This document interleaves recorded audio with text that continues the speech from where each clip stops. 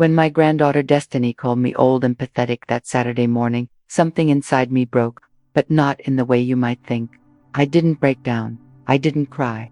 I didn't beg for respect. Instead, I grabbed a hammer, rusty nails, and a can of paint and did something she would never forget. What happened next changed our relationship forever. And the twist at the end, well, I didn't see that coming either.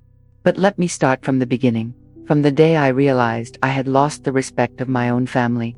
The morning sun streamed softly through the kitchen window as I stirred a pot of oatmeal on the stove.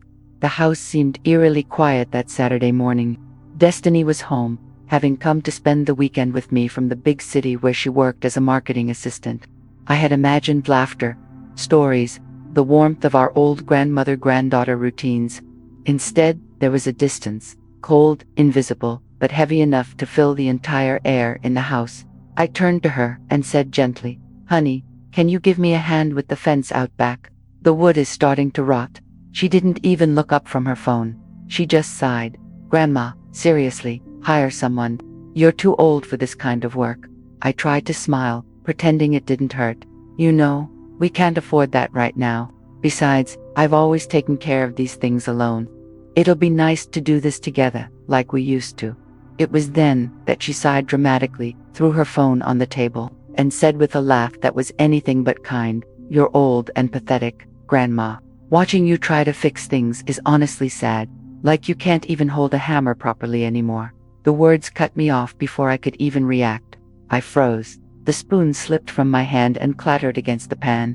My heart sank, not with anger, but with something deeper, more ancient. I remembered when she was little, when she'd follow me around the garden with her tiny mittens and messy braids, calling me her hero. Now her eyes saw me as a burden, as something outdated, as something broken. For a long moment, I just stood there, staring at the porridge as it bubbled softly. The scent of cinnamon and milk filled the air, but all I could feel was the silence between us. Thick, heavy, seemingly impossible to repair. Destiny grabbed her expensive leather jacket and said, "I'm going out with some friends. I'll be back later." And he disappeared out the door before I could say anything. The door slammed behind her, leaving only the echo of her laughter and a gentle tremor in my hands. I turned off the stove, walked to the window, and looked out at the fence. The same one her grandfather and I had built years ago, when he was still alive. The paint was peeling, the wood cracked and worn. It looked tired, perhaps. I thought it looked a bit like me. But as I stood there watching it sway gently in the breeze, something stirred quietly inside me. A spark of the woman I used to be. The one who didn't break easily. Have you ever been judged by someone you love? Have you ever felt invisible to your own family? The next morning, the sky was painted in pale shades of gold and blue. I stepped outside as the early morning chill gently bit my skin.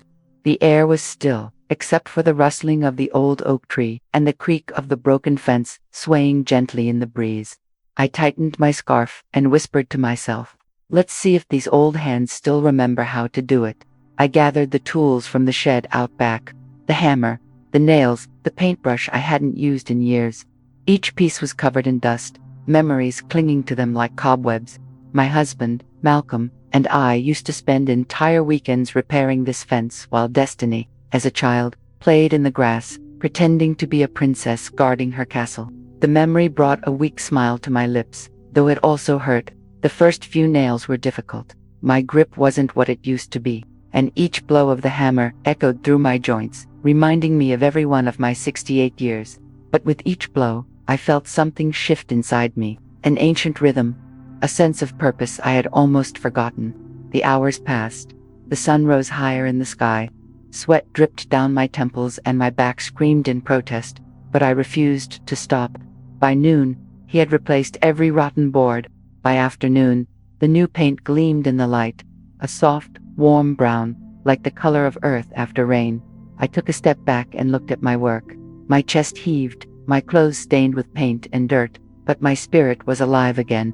For the first time in months, I felt I still had value, that I could still build something with my own hands. Just as I was cleaning my brushes, I heard footsteps behind me. Destiny's voice broke the silence. "Grandma, what are you doing?" I turned to see her standing there, phone in hand, her makeup perfect, her expression caught between disbelief and confusion. She was wearing an expensive pink sweatsuit, the kind that costs more than my electric bill. "I'm fixing the fence," I said simply, wiping the dirt from my palms. His eyes scanned the fence from one end to the other, then returned to me. "You did all this alone, absent. It needed to be done." For a moment, she said nothing. Her eyes softened, and I saw something flicker there, something like shame, or maybe realization. She looked down at my hands, trembling slightly with exhaustion, the small cuts on my fingers, the sunburn on my cheeks, the sweat still glistening on my forehead. "Wow, double quotes," she whispered. "You should have called me. I could have helped." I smiled weakly. "You already told me what you thought about this. Remember, that I'm old and pathetic." Her lips parted, but no words came out. She lowered her phone slowly, almost as if she were embarrassed to be holding it. I could see the question in her eyes, the one she didn't know how to ask. "Why did you do that?" But I didn't need to answer. The fence stood there, tall beside me. Every nail, every brushstroke, spoke for itself. Have you ever had to prove yourself to someone? Have you ever felt like you needed to show them what you're still capable of?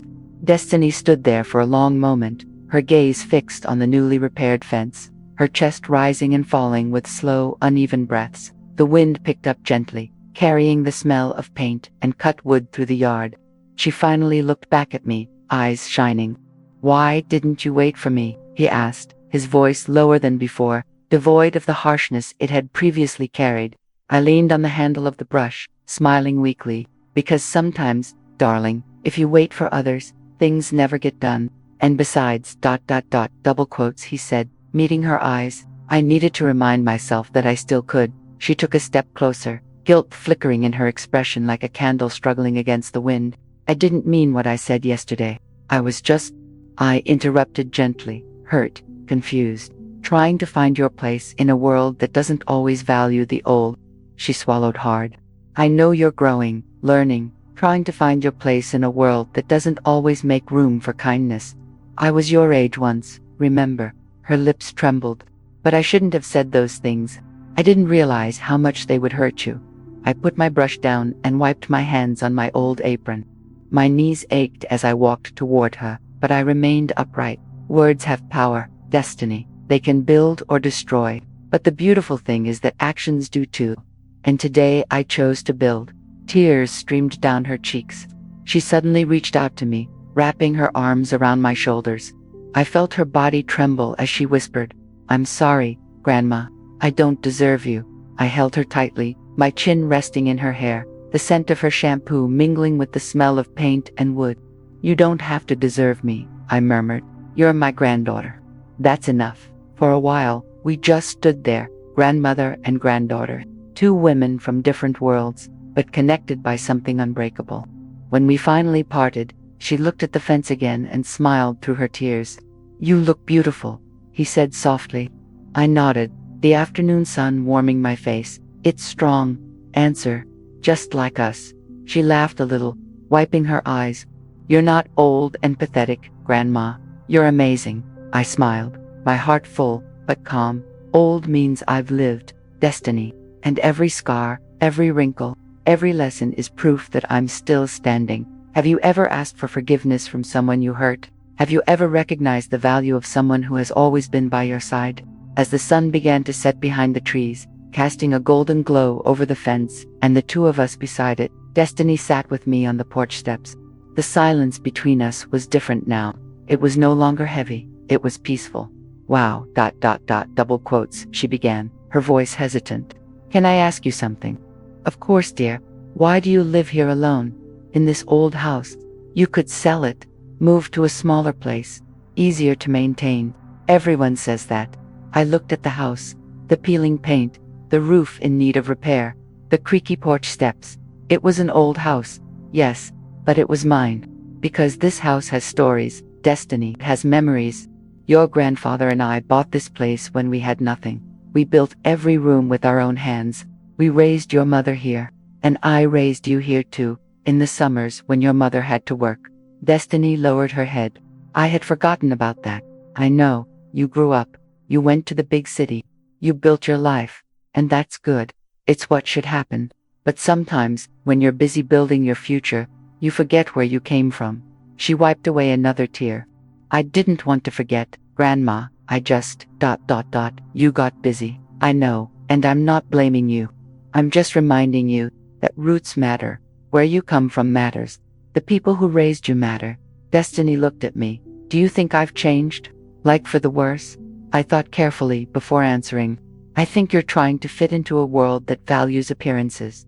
Expensive clothes, nice cars, impressive jobs, and there's nothing wrong with wanting those things.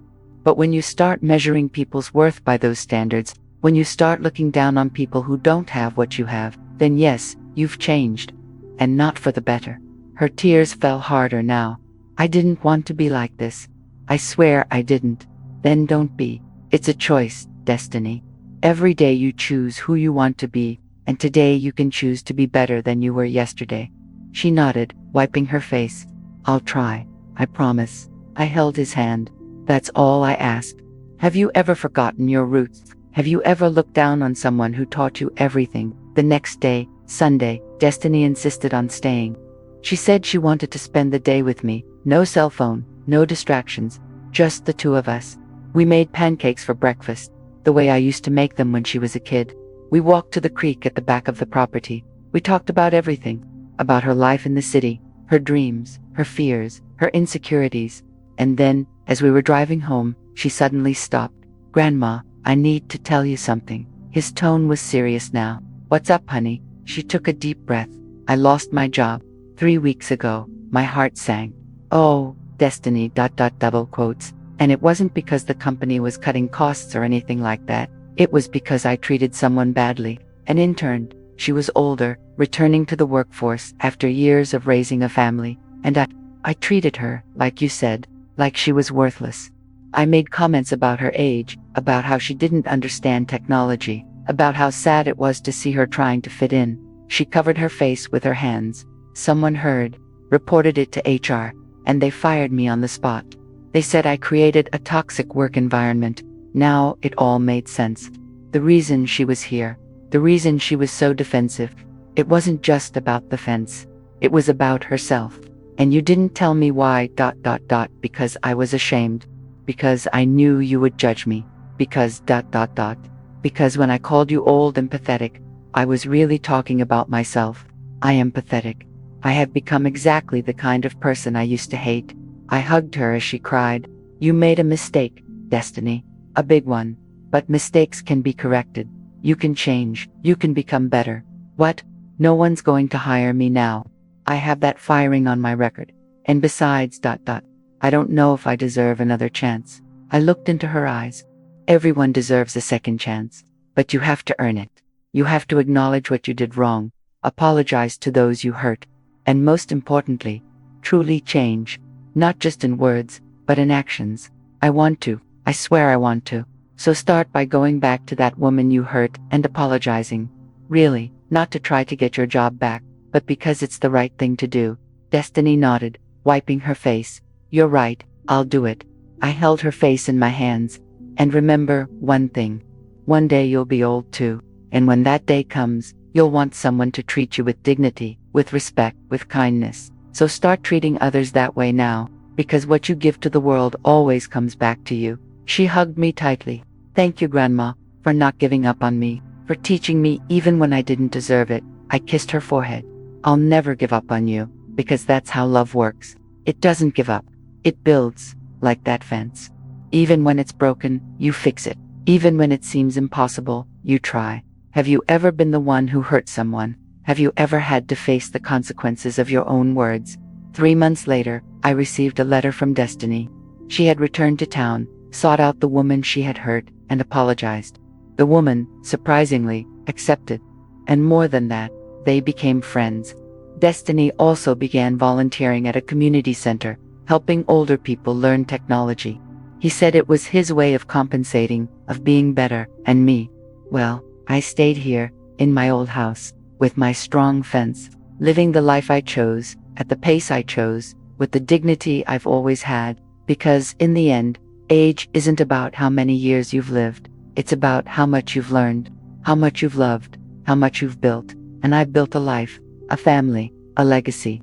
And no one, absolutely no one, can take that away from me.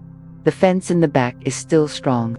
So am I. Did you like this story? Which city are you listening from? Let's meet in the comments. If you identified with this story, leave a like and subscribe to the channel for more heart-touching stories. Thank you so much for your sweet support. I look forward to hearing your comments. Don't forget to subscribe. See you in the next story. With love and respect, Grandma's Diaries.